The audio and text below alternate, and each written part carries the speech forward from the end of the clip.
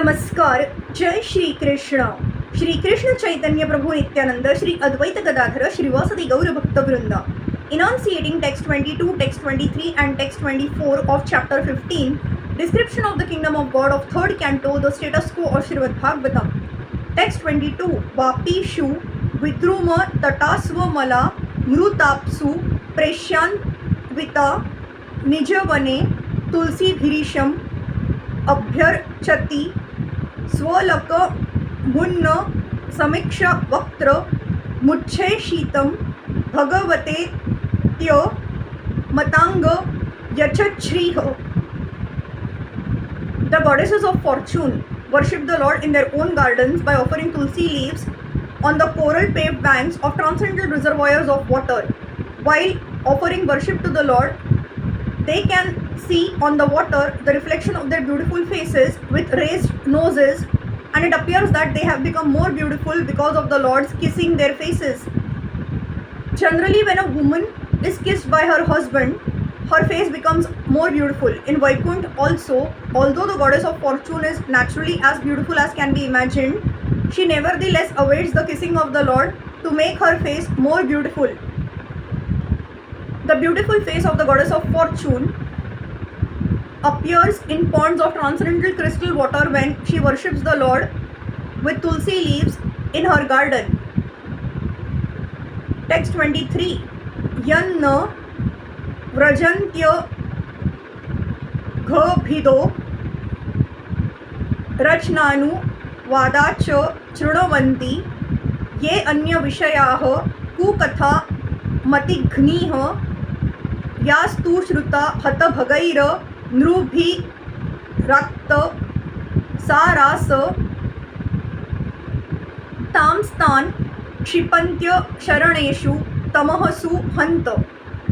It is very much regrettable that unfortunate people do not discuss the description of the Vaikuntha planets but engage in topics which are unworthy to hear and which bewilder one's intelligence. Those who give up the topics of Vaikuntha and take to talk of the material world are thrown into the darkest region of ignorance. The most unfortunate persons are the impersonalists who cannot understand the transcendental variegatedness of the spiritual world. They are afraid to talk about the beauty of the Vaikuntha planets because they think that variegatedness must be material. Such impersonalists think that the spiritual world is completely void, or in other words that there is no variegatedness. This mentality is described here as Kukatha Matighnih, intelligence bewildered by unworthy words. The philosophies of void and of the impersonal situation of the spiritual world are condemned here because they bewilder one's intelligence. How can the impersonalist and the void philosopher think that this material world which is full of variegatedness, and then they say there is no variegatedness in the spiritual world? It is said that this material world is the perverted reflection of the spiritual world. So unless there is variegatedness in the spiritual world, how can there be temporary variegatedness in the material world? That one can transcend this material world does not imply that there is no transcendental variegatedness. Here in the Bhagavatam, in this particular verse, it is stressed that people who try to discuss and understand the real spiritual nature of the spiritual sky and the Vaikunthas are fortunate. The variegatedness of the Vaikuntha planets is described in relation to the transcendental pastimes of the Lord. But instead of trying to understand the spiritual abode and the spiritual activities of the Lord, people are more interested in politics and economic developments. They hold many conventions, meetings and discussions to solve the problems of this worldly situation where they can remain for only a few years. But they are not interested in understanding the spiritual situation of the Vaikuntha world. If they are at all fortunate, they become interested in going back home, back to Godhead. But unless they understand the spiritual world, they rot in this material darkness continuously. Text 24. Ye abhyarthitamapi cha no nrugatim prapanna jnanam cha tattva vishayam sahadharmama yatra naradhanam bhagavato vitarantyamushya sammohita vitataya bata mayaya te.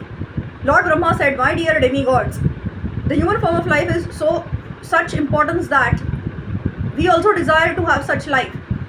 For in the human form, one can attain perfect religious truth and knowledge. If one in this human form of life does not understand the Supreme Personality of Godhead and his abode, it is to be understood that he is very much affected by the influence of external nature. Brahmaji condemns very vehemently the condition of the human being who does not take interest in the personality of Godhead and his spiritual abode Vaikuntha. The human form of life is desired even by Brahmaji. Brahma and other demigods have much better material bodies than human beings, yet the demigods including Brahma nevertheless desire to attain the human form of life because it is specifically meant for the living entity who can attain transcendental knowledge and religious perfection. It is not possible to go back to Godhead in one life, but in the human form, one should at least understand the goal of life and begin Krishna's consciousness. It is said that the human form is a great boon because it is the most suitable boat for crossing over the Nissan's ocean. The spiritual master is considered to be the most able captain in that boat, and the information from the scriptures is the favorable wind for floating over the ocean of Nissan. The human being who does not take advantage of all these facilities in this life is committing suicide. Therefore, one who does not begin Krishna's consciousness in the human form of life loses his life to the influence of the illusory energy. Brahma regrets the situation of such a human being. Hare Krishna, Krishna Krishna, Hare Hare, Hare Ram, Ram Ram, Hare Hare.